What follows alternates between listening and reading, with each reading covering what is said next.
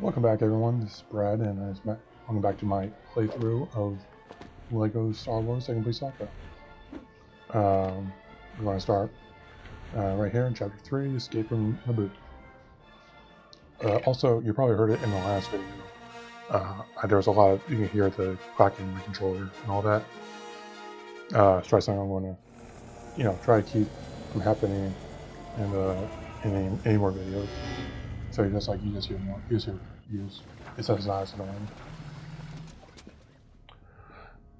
One thing I forgot to mention, I guess that subject I probably should talk about in the last video, was how in the movie they survived the gas. I know from later on in the movie they have like little small rebreathers, and I was wondering if they used that in there, or is there some force power thing to separate the poisonous gas from the air. But just something else to think about. Or I never really, looking back onto the movie, I don't remember them ever touching upon. They just kind of survive the gas, and it doesn't affect them at all. Another thing, Captain Panaka, I always remember whenever I played as a kid, I never really got the name. And I always just assumed that it was Captain Pan. And even though I know that's wrong now, I'm still just going to call him Captain Pancake. So it's honestly just funny.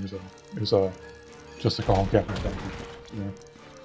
Also, so from now on, this is Captain Pancake. Do not correct me in the comments. I will be upset, or I will respond to you saying that wrong.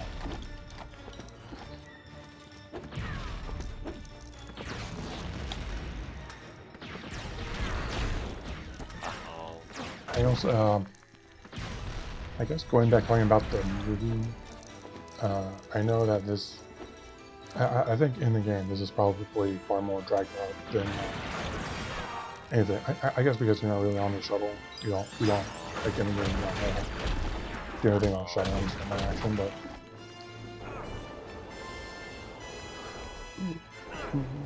Wait, do I have? Wait, yeah, I don't know. Nope. I just realized I don't really have to do that puzzle. And I don't even think I can do that puzzle without free play, outside free play. Like I said in the last video, I'm not going to get the mini kits unless they're just barely out of the way. Because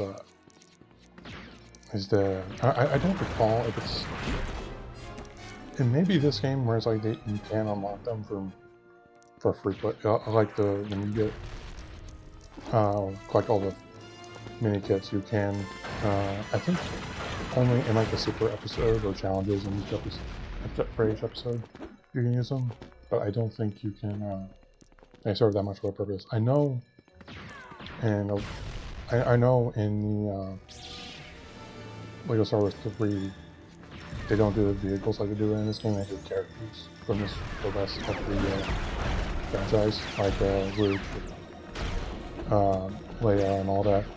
And then you can unlock them and play and get a new character.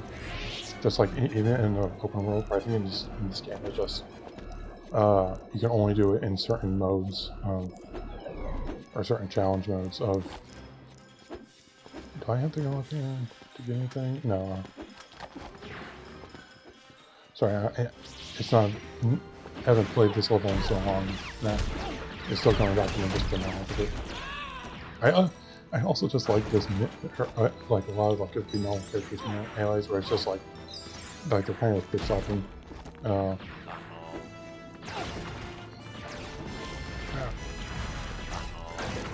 Watch out for that. Thank you.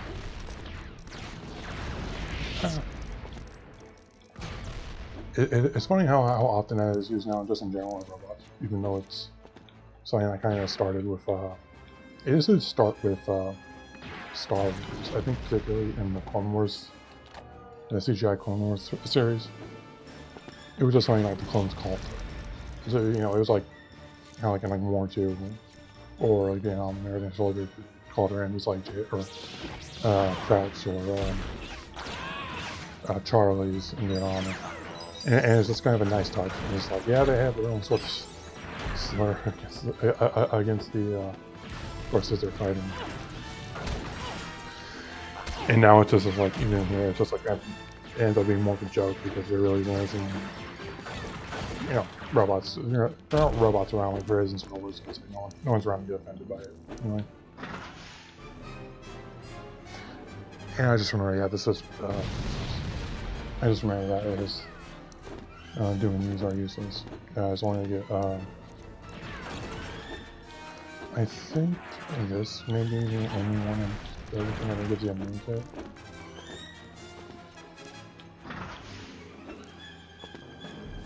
Yeah, but I need a Bounty Hunter. That. The Bounty Hunter, they're only one with the explosives.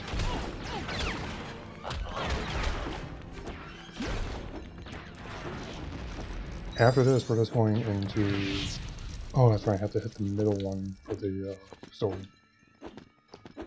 I knew there was a reason I had to hit them. After this, we're going to go into the first level of this playthrough. The pod race. And we're going to get, we'll get Anakin.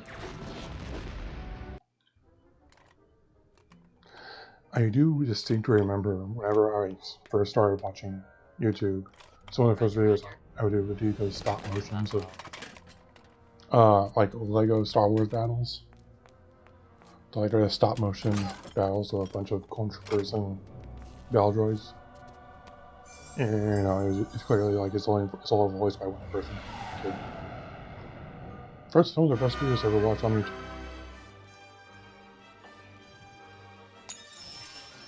Queen Amidala and Captain Pancake. I forget, in the show, or in the movie, I think in the movies he has both eyes, but I think in the show he only has one eye, and the other one's like a cybernetic eye. I could be wrong, I could be entirely wrong about that, but I assume I remember that in some media he only has one organic eye. I'm pretty sure that's the Clone Wars.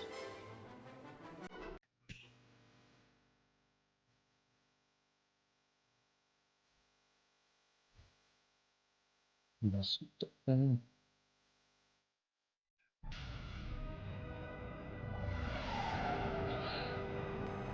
I also was never very familiar with this. Is it in the movie? There's the child hub. Is that child hub supposed to be Jabba or just a different character in general? I think it may be it. Oh, there's a Anakin and Wada, right? Right, Wada.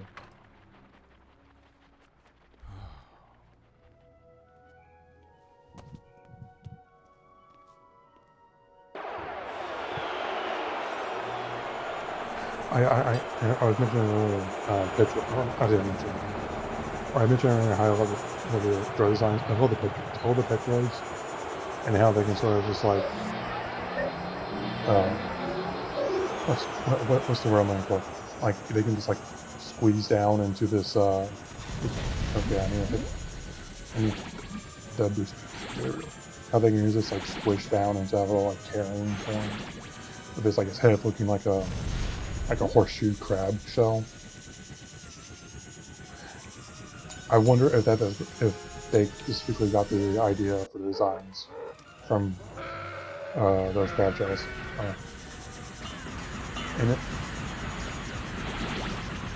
Same people. You just know, like, when George Lucas was going through or was writing the story for the prequel trilogies, he wanted to jam-pack as many like stuff that would come on later, like Tatooine and Sand People.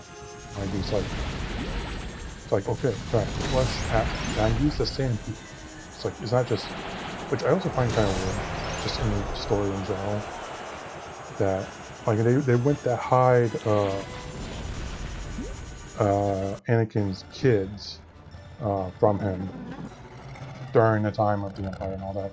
So they take Luke, who is arguably the only surviving members of Anakin's family.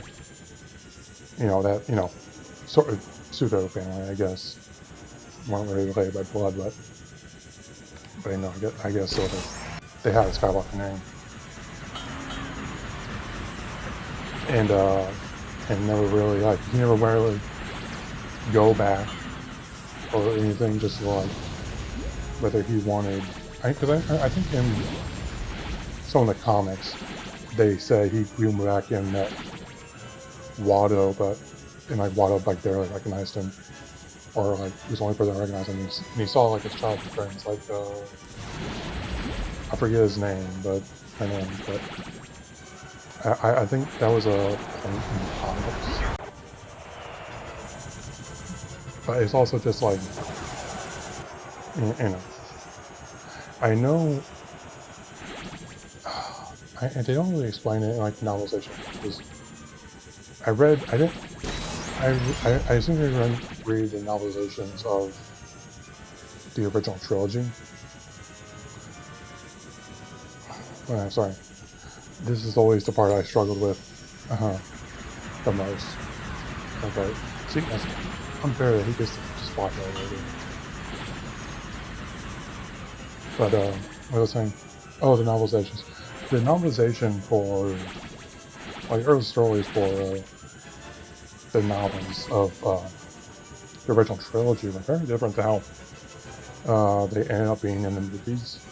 I'll probably talk more about it when we get to those episodes. But there's this. Oh yeah, this is the end. I'm gonna have to pick up this conversation in the next video. Basically, I think the novelization was actually written before the movie was made, and there's a bunch of retcons in it. Retcons from the movie when they turned it into the movie. And then, because that's the book that was credited by George Lucas, and then the other two were credited by different people. So I'm assuming we sort of gave them sort of a sneak peek into the development so they can write the books. But even then, there are still some inconsistencies between the two. Oh, that's for Jedi. Well, this is going to be it for my second video in this playthrough. Next one, finishing up episode 1, and see you there.